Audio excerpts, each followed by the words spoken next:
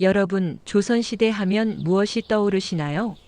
엄격한 신분제도, 양반과 상민, 그리고 노비. 태어날 때부터 정해진 운명을 평생 짊어지고 살아야 했던 시대였습니다. 하지만 오늘 들려드릴 이야기는 조금 다릅니다. 한 종놈이 자신의 운명에 맞서 싸운, 아니 정확히는 더 똑똑한 방법으로 인생을 바꾼 이야기입니다. 이것은 단순한 복수극이 아닙니다. 한 인간이 존엄성을 되찾아가는 과정이자 신분제 사회에서 진짜 힘이 무엇인지를 보여주는 이야기입니다. 지금부터 조선시대 영남 지방 한 양반집에서 시작된 놀라운 반전의 이야기를 들려드리겠습니다. 조선 중기 영남 지방에서 가장 세도가 높은 집안이 있었습니다. 바로 이판서댁이었죠. 이판서는 3대째 벼슬을 지낸 명문가 출신으로 한양에서도 그 이름이 알려진 인물이었습니다. 그의 집에는 수십 칸의 기와집과 넓은 논밭이 있었고 그 재산을 관리하는 종들만 해도 20명이 넘었습니다. 집안의 규율은 매우 엄격했습니다. 종들은 새벽 닭이 울기도 전에 일어나 주인댁 식구들의 하루를 준비해야 했습니다. 밥을 짓고 마당을 쓸고 말을 먹이고 옷을 빨아야 했죠. 조금이라도 게으름을 피우거나 실수를 하면 가차없이 매질이 날아왔습니다. 특히 이 판서의 장남인 도련님은 성격이 괴팍하기로 유명했습니다. 자신의 기분이 조금만 나빠도 종들을 불러 곤장을 치게 했고 때로는 이유도 없이 화풀이를 하곤 했습니다. 이 집의 종들 중에 쇠돌이라는 청년이 있었습니다. 그는 이 판서 댁에서 태어난 노비였습니다. 어머니도 종이었고 아버지가 누군지는 알 수 없었습니다. 어머니는 쇠돌이가 10살 때 병으로 세상을 떠났고 그 이후로 쇠돌이는 홀로 이 집에서 자라야 했습니다. 다른 종들은 쇠돌이를 막내라고 불렀지만 사실 그를 챙겨주는 사람은 아무도 없었습니다. 모두가 자기 일로 바빴고 주인댁 눈치 보기에도 정신이 없었으니까요. 쇠돌이는 매일 새벽부터 밤까지 온갖 굳은 일을 도맡아 했습니다. 무거운 짐을 나르고 더러운 곳을 청소하고 남들이 하기 싫어하는 일을 했습니다. 그런데 이상하게도 쇠돌이만 유독 자주 매를 맞았습니다. 다른 종들보다 일을 못해서가 아니었습니다. 오히려 쇠돌이는 똑 부러지게 일을 처리하는 편이었죠. 이놈, 내 놈의 눈빛이 왜 그리 건방지냐? 이 판서댁 도련님이 자주 하던 말이었습니다. 쇠돌이가 무슨 잘못을 했든 아무 잘못이 없든 상관없이 도련님은 이 말을 하며 매질을 가했습니다. 사실 쇠돌이의 눈빛에는 뭔가 특별한 게 있었습니다. 다른 종들은 주인 앞에서 고개를 푹 숙이고 눈도 제대로 마주치지 못했습니다. 그게 당연한 일이었죠. 하지만 쇠돌이는 달랐습니다. 매를 맞으면서도 억울한 꾸지람을 들으면서도 그의 눈빛만은 꺾이지 않았습니다. 도련님은 바로 그게 마음에 들지 않았던 겁니다. 종놈 주제에 감히 양반을 똑바로 쳐다보다니. 하지만 쇠돌이는 고개를 숙이지 않았습니다.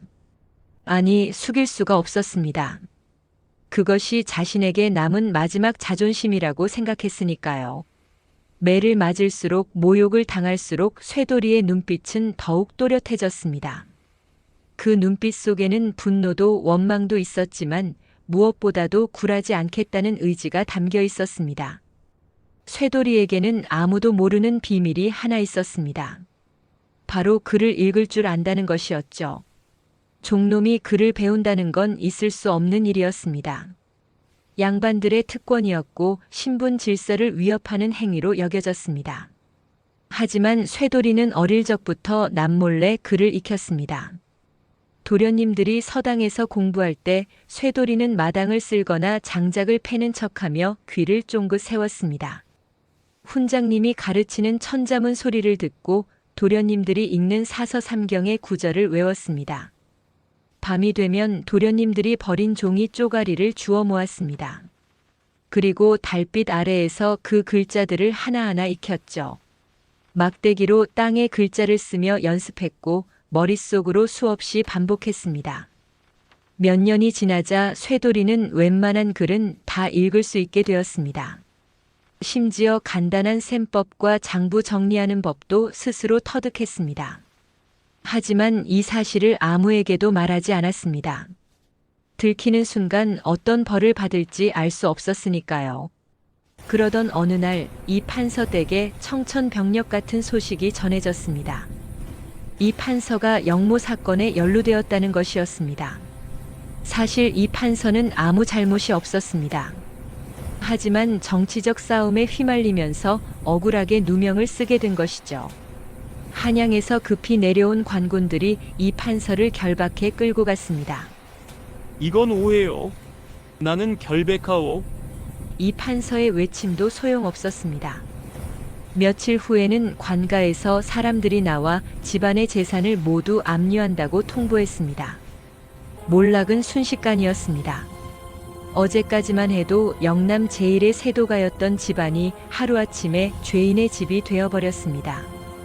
도련님과 아가씨들은 겁에 질려 친척 집으로 숨어들었고 부인은 매일 울기만 했습니다.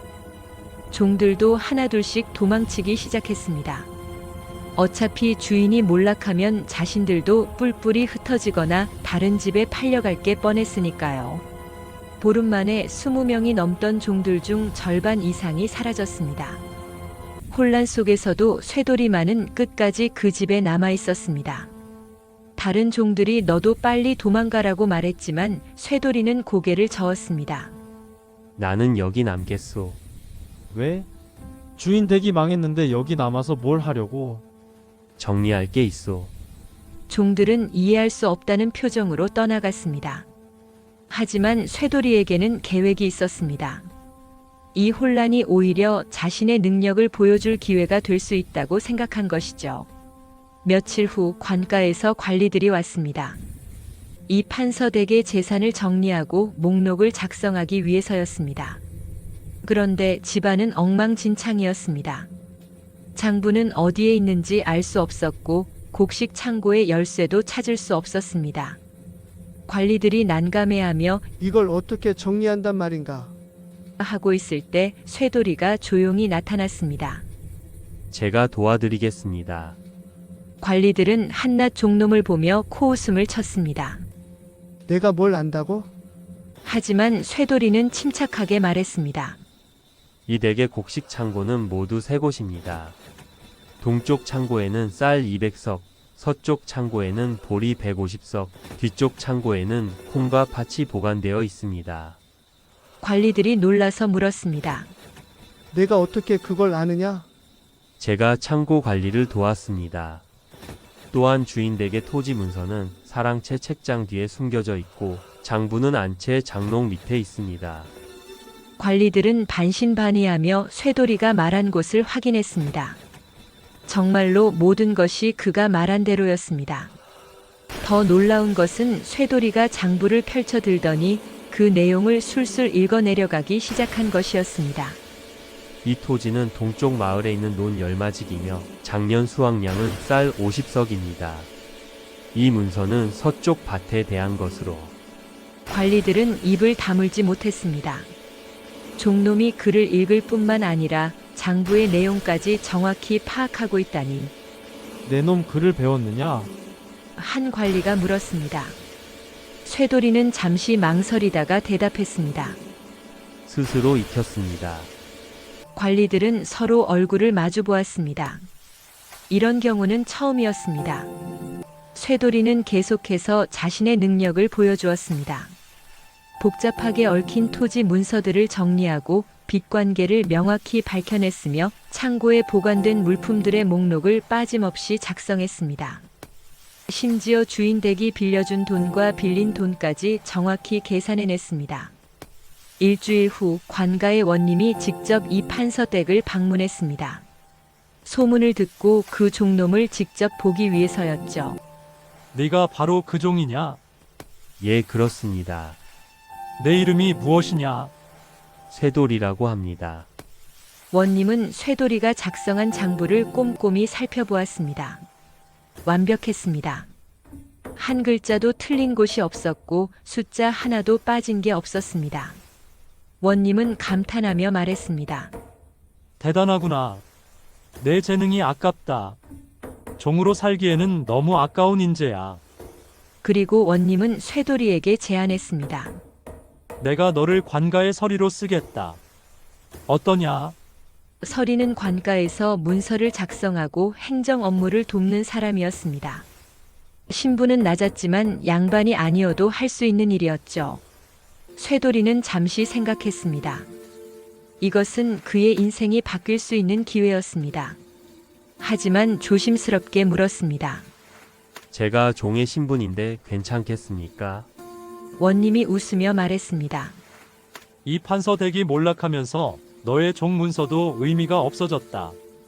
관가에서 새로 신분을 정리할 텐데 내가 너를 양민으로 올려주마.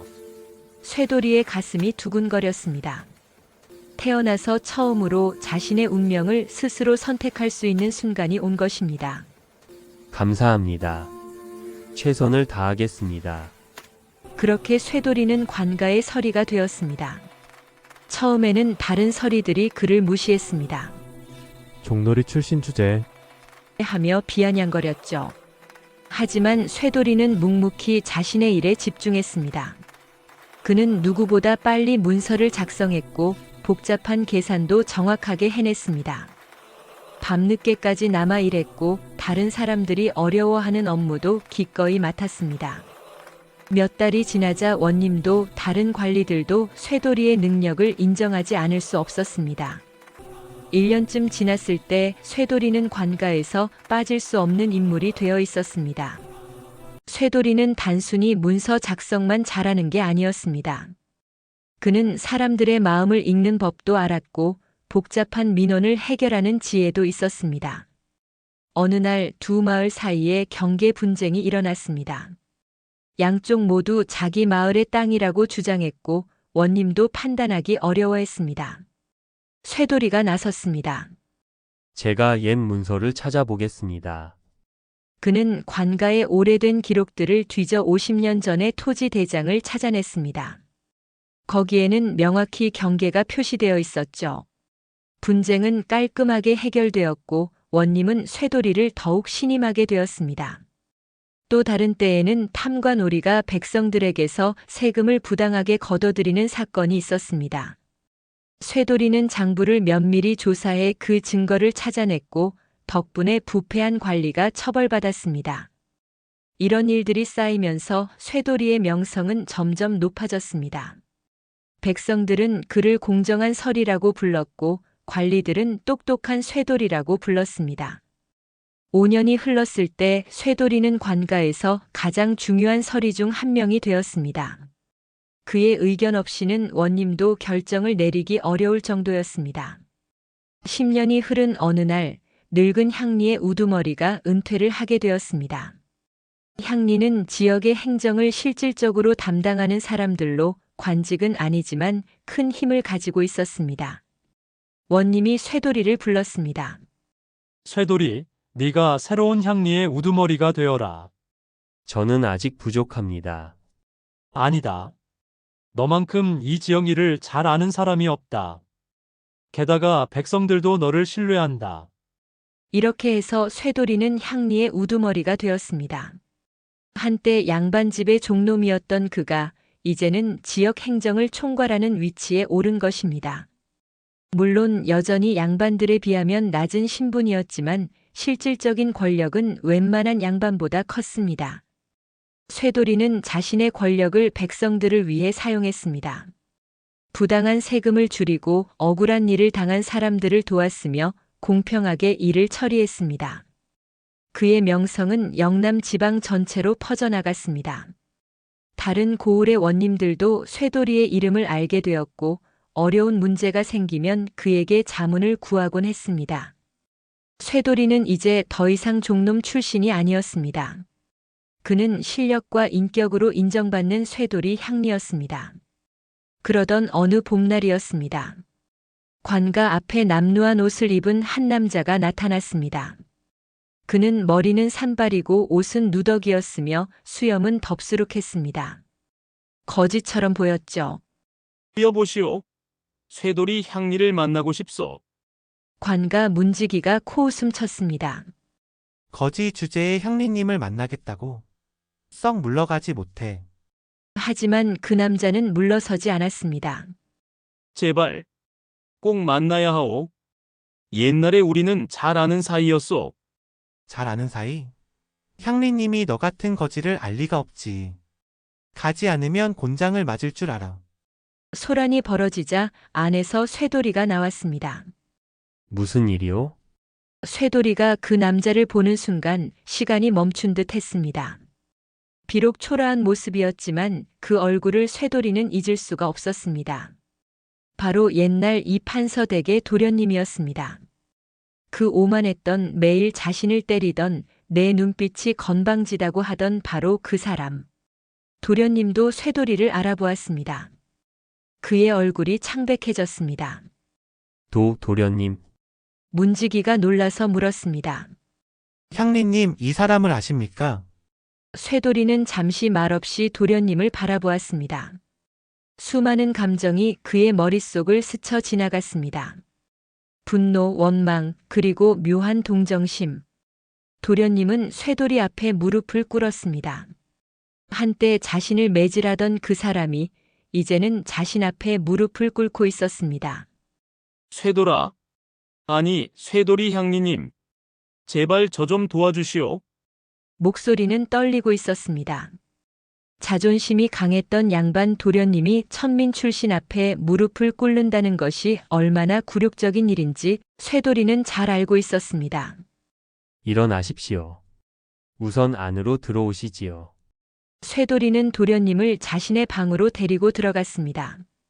그리고 밥과 물을 내왔습니다. 도련님은 굶주린 사람처럼 허겁지겁 밥을 먹었습니다. 밥을 다 먹고 나서야 도련님은 자신의 사연을 이야기하기 시작했습니다.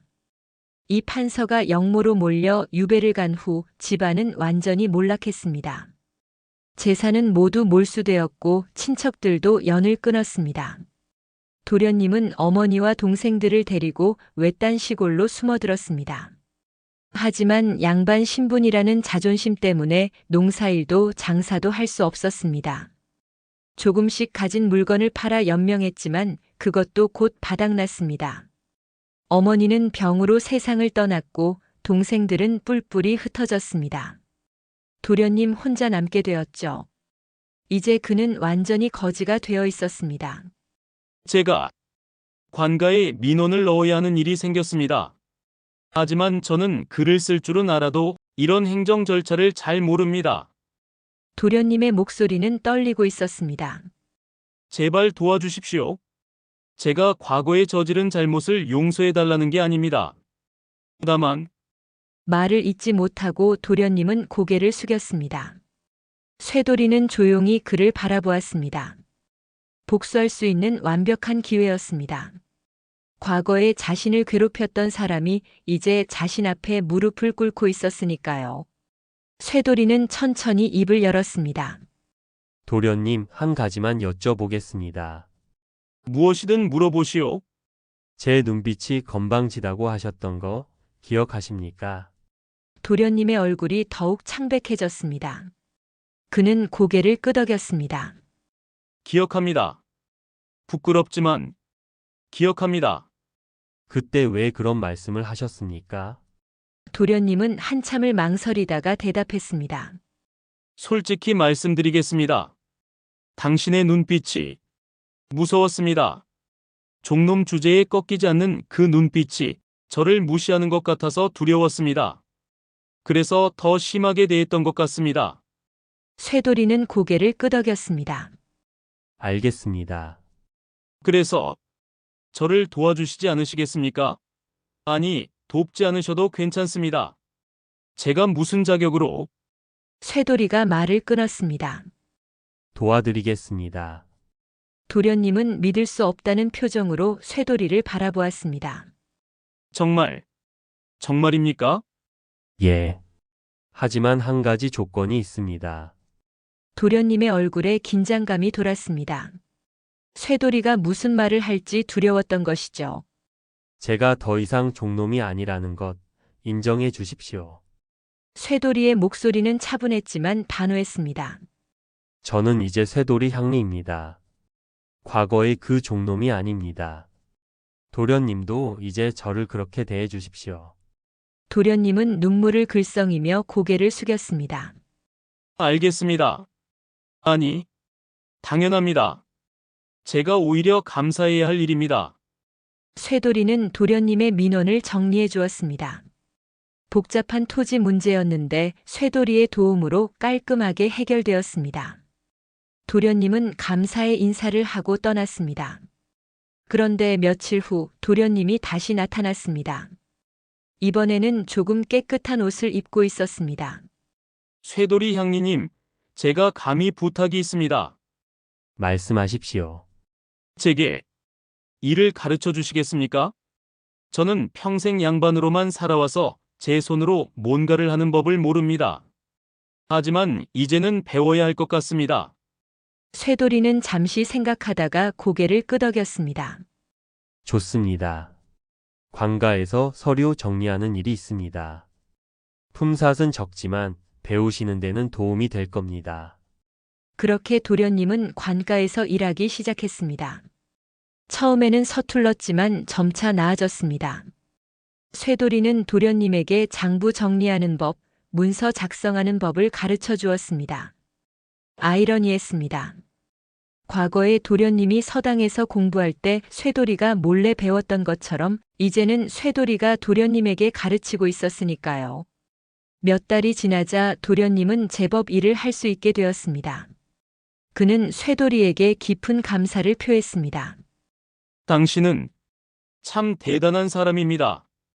저였다면 절대 이렇게 하지 못했을 겁니다. 쇠돌이가 조용히 대답했습니다. 저는 복수하고 싶지 않았습니다. 다만 인정받고 싶었을 뿐입니다. 몇 년이 더 흘렀습니다. 도련님은 이제 작은 서당의 훈장이 되어 아이들을 가르치고 있었습니다. 양반 신분은 유지했지만 이제는 스스로 생계를 꾸려가고 있었죠. 어느 날 저녁 두 사람은 우연히 시장에서 마주쳤습니다. 도련님이 먼저 다가와 허리를 굽혀 인사했습니다. 쇠돌이 향리님, 안녕하십니까? 도련님도 안녕하신지요? 두 사람은 주막에 앉아 술 한 잔을 나눴습니다. 도련님이 조심스럽게 물었습니다. 한 가지 궁금한 게 있습니다. 저를 왜 도와주셨습니까? 저는 당신에게 그렇게 못되게 굴었는데. 쇠돌이는 잠시 생각하다가 대답했습니다. 복수는 쉽습니다.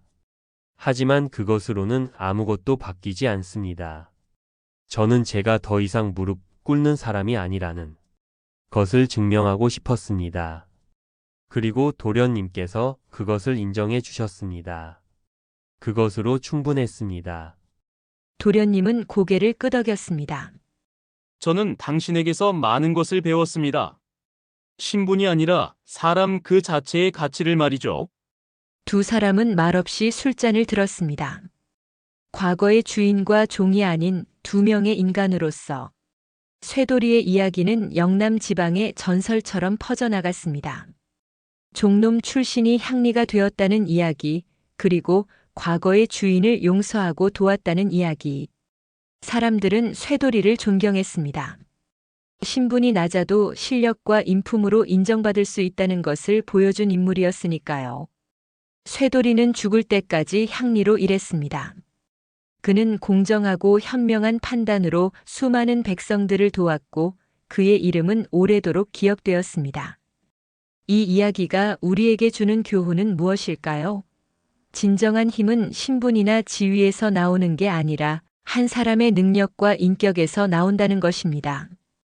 그리고 복수보다 더 강한 것은 용서와 성장이라는 것이죠. 쇠돌이는 반란을 일으키지 않았습니다. 그는 더 똑똑한 방법을 선택했습니다. 실력으로 인정받고 자신의 가치를 스스로 증명했습니다. 그리고 과거의 적에게조차 인간적인 대우를 해주었습니다. 신분제가 엄격했던 조선시대에도 한 사람의 의지와 노력은 운명을 바꿀 수 있었습니다. 쇠돌이의 이야기는 오늘날 우리에게도 여전히 울림을 줍니다. 태어난 환경이 중요한 게 아니라 어떻게 살아가느냐가 중요하다는 것을 말이죠. 여러분, 이것이 바로 양반집 종놈의 반란, 그 후 벌어진 일입니다. 복수가 아닌 성장으로, 분노가 아닌 지혜로 자신의 인생을 바꾼 한 사람의 이야기였습니다.